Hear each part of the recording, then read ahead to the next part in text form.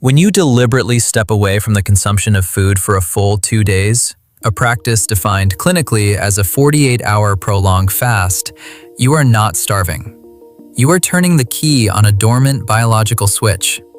Most modern humans will live their entire lives without ever turning this key.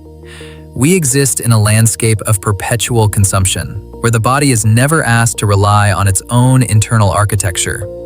To understand what happens when you stop eating, you must view your metabolism not as a fragile scale, but as a sprawling, highly sophisticated industrial refinery.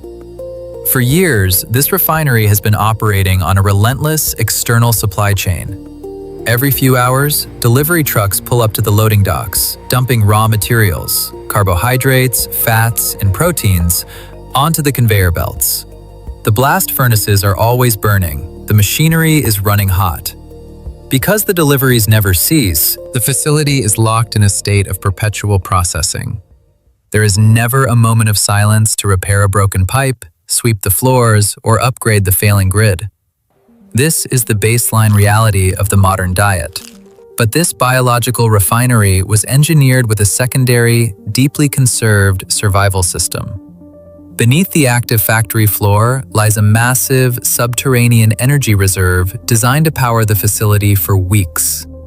To unlock it, however, you have to do the one thing modern culture tells you never to do. You have to lock the receiving doors and stop the trucks.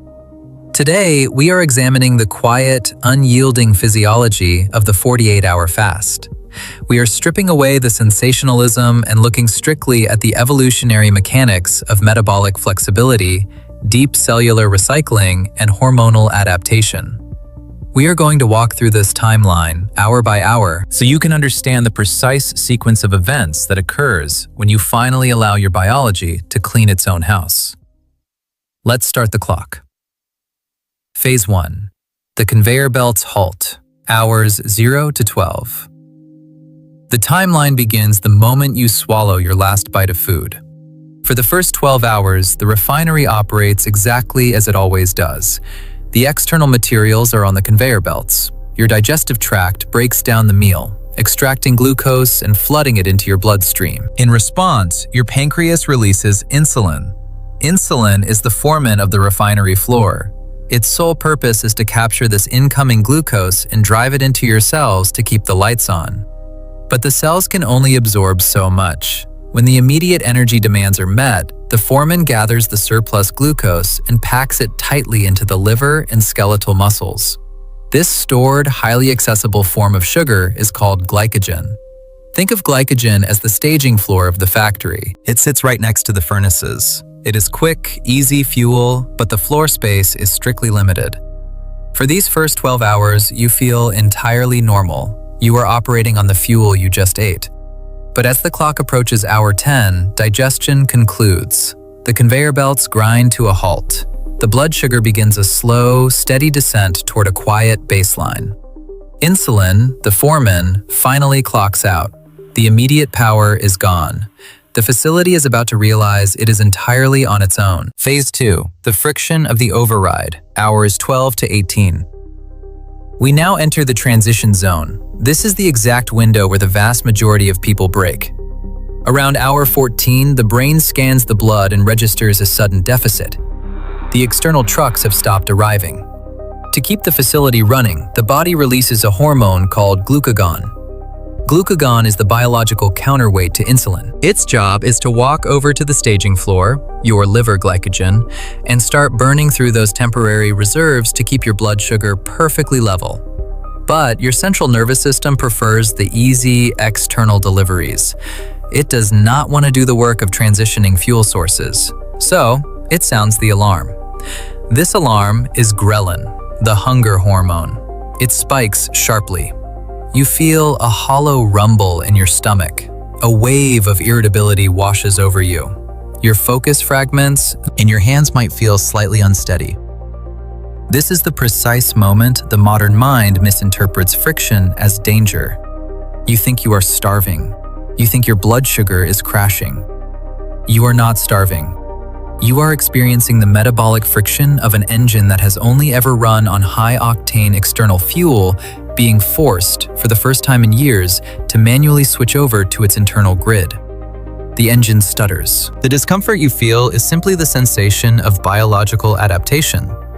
If you sit quietly with this friction and refuse to answer the ghrelin alarm, the architecture of your metabolism profoundly shifts.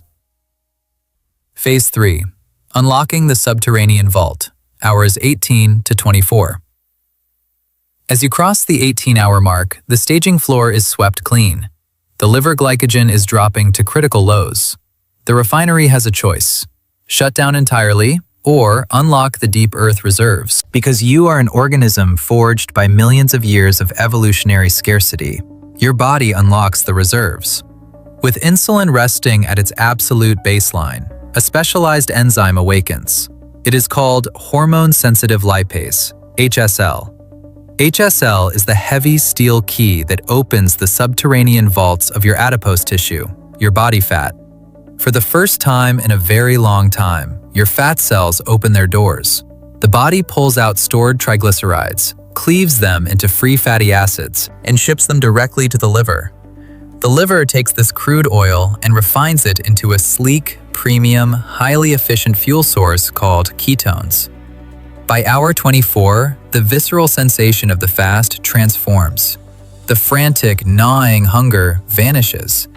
When you rely on a carbohydrate-heavy diet, your energy is tethered to the chaotic rise and fall of blood glucose. It is a pendulum.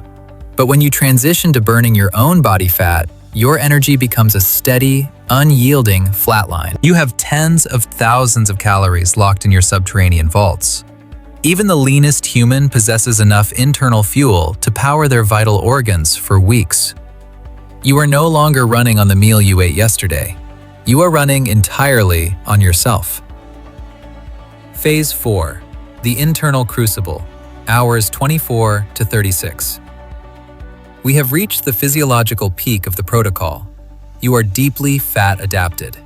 Your blood sugar is a quiet, steady hum, and your brain is eagerly absorbing ketones. Ketones are a remarkable biological molecule.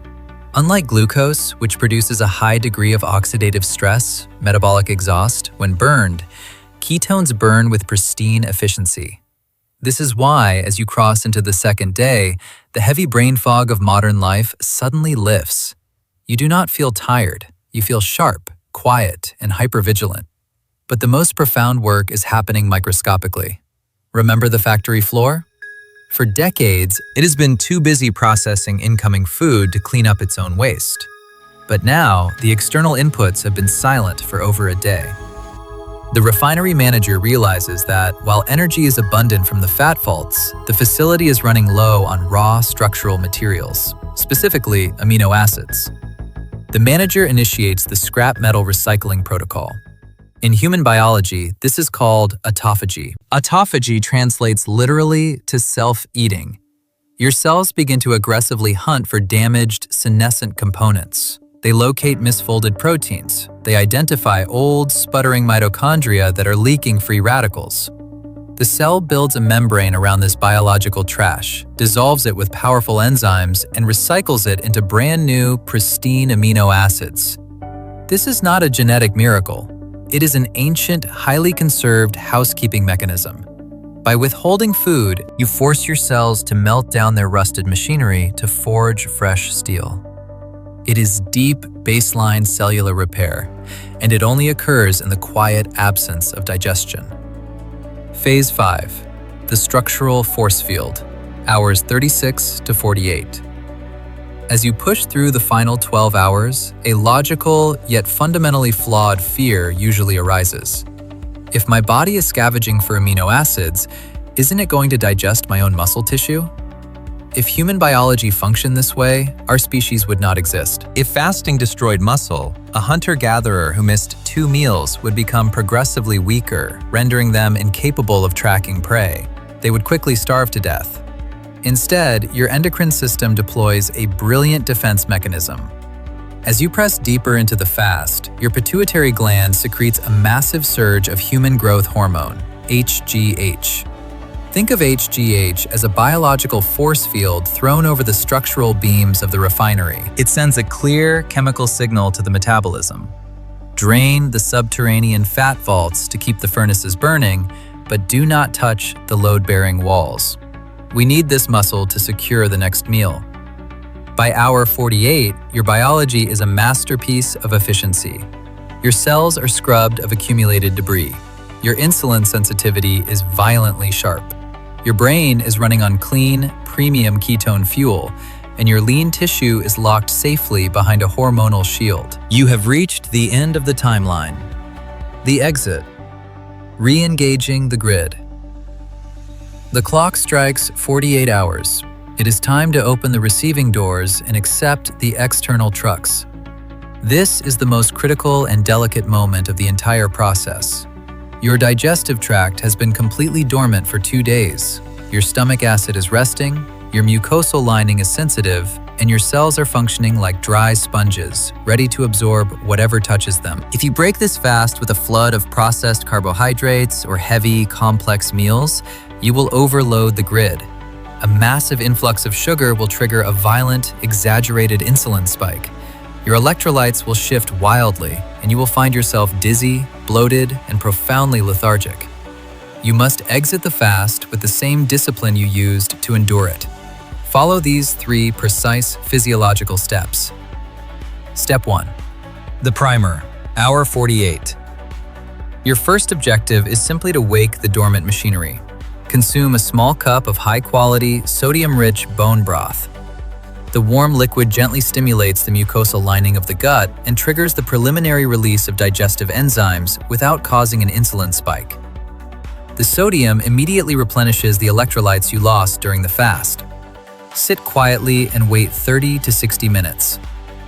Step 2. The rebuild, hour 49.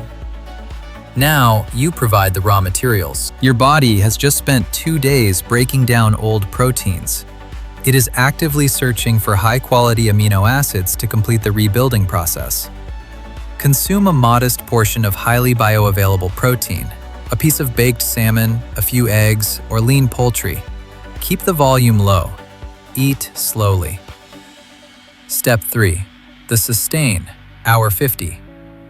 For your first full meal, prioritize healthy fats and fibrous vegetables over dense carbohydrates. By introducing dietary fat, like an avocado, olive oil, or a handful of nuts, alongside your protein, you keep the metabolic machinery running smoothly. Your body remains in a fat-burning state, and your insulin response remains beautifully controlled. The adaptation phase. It is necessary to speak with complete transparency. If your metabolism has been conditioned by decades of constant feeding, attempting a 48-hour fast tomorrow will be an intensely unpleasant physical experience. You lack the cellular machinery to burn fat efficiently. During your first few attempts at extending your fasting window, you will likely experience the adaptation phase. You may feel dull headaches, profound fatigue, or muscle cramps. This is not a sign that fasting is destroying your body. It is a sign that your body is dumping electrolytes. When insulin levels drop to baseline, your kidneys immediately signal the release of retained water. As that water flushes from your system, it takes essential sodium, potassium, and magnesium with it. The remedy is remarkably simple. Salt. Placing a pinch of high-quality sea salt under your tongue or drinking unflavored electrolyte water during the fasting window will almost always silence the headache and clear the fatigue. Do not rush the architecture of your biology. Build the capacity slowly. Begin by simply compressing your eating window into 8 hours. Then graduate to a 24-hour cycle. Only when your body has learned to seamlessly transition from the external conveyor belt to the internal fat vault should you attempt the 48-hour protocol. The return to the ancestral rhythm. Prolonged fasting is a profound biological stressor. It is a tool designed strictly for healthy adults.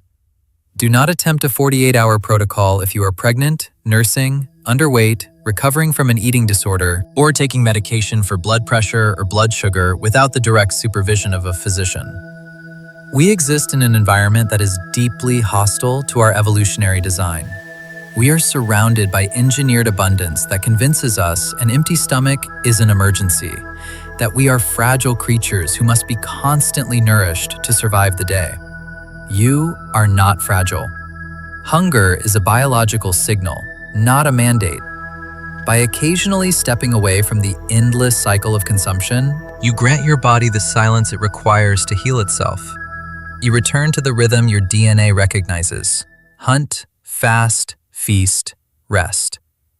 You cease being a passive consumer trapped on a pendulum of blood sugar, and you reclaim absolute authority over your own physical machinery. If you have walked this path, I want to hear about the friction you encountered. Did the ghrelin alarm at hour 14 test your discipline? Or did the clarity of hour 24 change your relationship with food? Leave your experience in the comments below. Your biology knows exactly how to repair itself. You simply have to get out of its way.